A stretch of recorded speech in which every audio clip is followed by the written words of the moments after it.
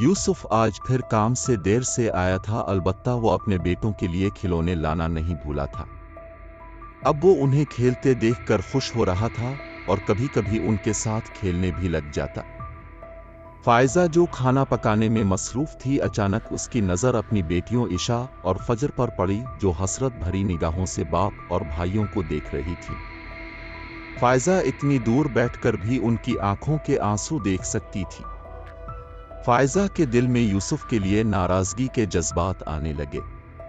वो जल्दी जल्दी काम खत्म करके यूसुफ के पास आ गई और पूछने लगी, ईशा और फजर के लिए क्या लाए हो?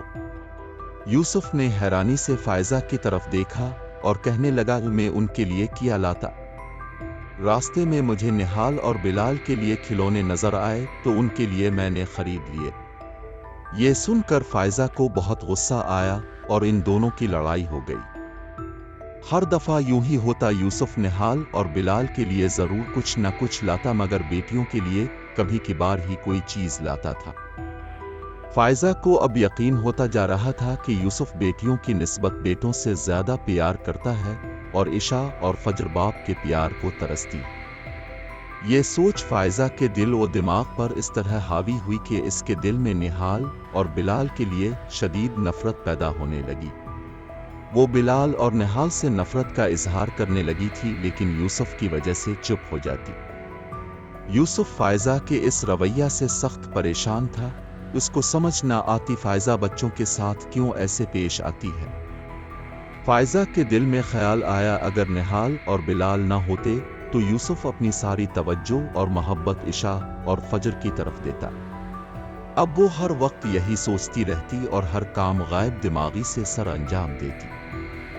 फायजा की मुसलसल गायब दिमागी की वजह से यूसुफ ने इससे बात की कि ऐसा क्या मसला है जिसकी वजह से वो परेशान है। वो हर दफा बात टाल देती। एक दिन यूसुफ काम से घर वापस आया तो उसे घर की फिजा में अजीब व हश्त महसूस हुई। इसकी दुनिया उजड़ चुकी थी। वो सुबह सही सलामत निहाल को छोड़कर गया था और अब सहन में वो मुर्दा हालत में पड़ा था। सबसे हैरान कुन बात यह थी कि फायजा की आंखों में गम के बजाय एक वहशत थी।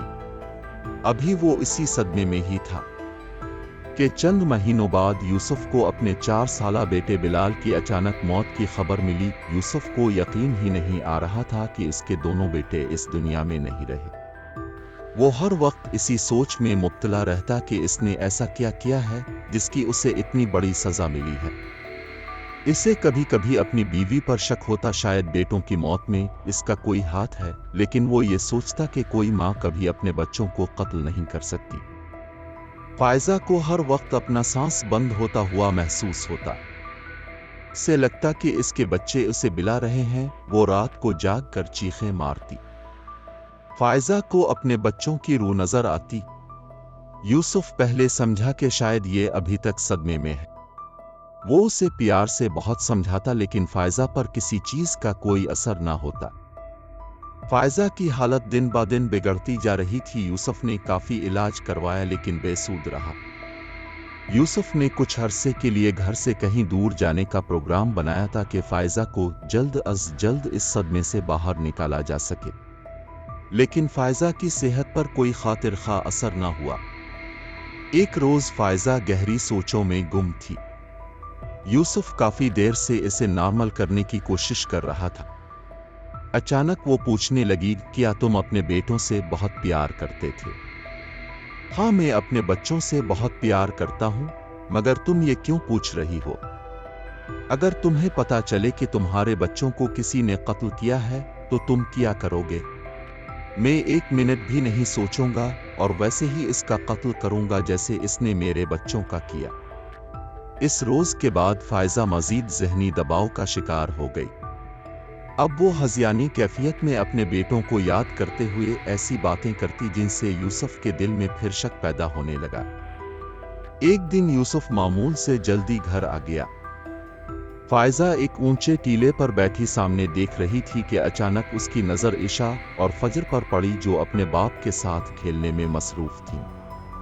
ये देखकर फायजा को खुशी महसूस हुई, साथ ही साथ उसे अपने बेटों की शदीद कमी भी महसूस हुई। इसे हर जगह निहाल और बिलाल की आवाजें और शोले नजर आने लगे। इसे अपना दिमाग फटता हुआ महसूस हुआ। उसका सांस बंद होने लगा। यूसुफ की नजर अचानक फायजा पर पड़ी तो उसकी बिगड़ती हालत देखकर यूसुफ उसकी तरफ लपका, लेकिन फायजा के अल्फाज ने इसके कदम जमा दिए। मैंने अपने बच्चों को मार डाला, कत्ल कर दिया मैंने अपने बेटों को। यूसुफ ने नफरत भरी निगाह फायजा पर डाली और पूछा, तुम ये सब कैसे कर सकती हो? तुमने अपने हाथों से ही अपने बच्चों को मार दिया। तुम कैसी माँ हो? तुम तो माँ कहलाने के भी लायक नहीं हो। कोई माँ इस हद तक जालिम नहीं हो सकती। तुमने ऐसा क्यों किया?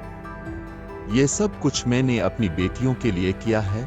तुम हर वक्त निहाल और बिलाल से प्यार करते थे।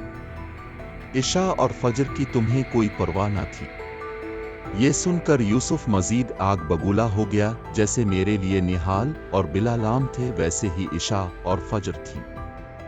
फर्क मैंने नहीं किया, फर्क तुम्हारी सोच में था। तुम एक नफ्सियाती मरीजा बन चुकी हो। मैं और मेरी बेटियां अब मजीद तुम्हारे साथ नहीं रह सकें।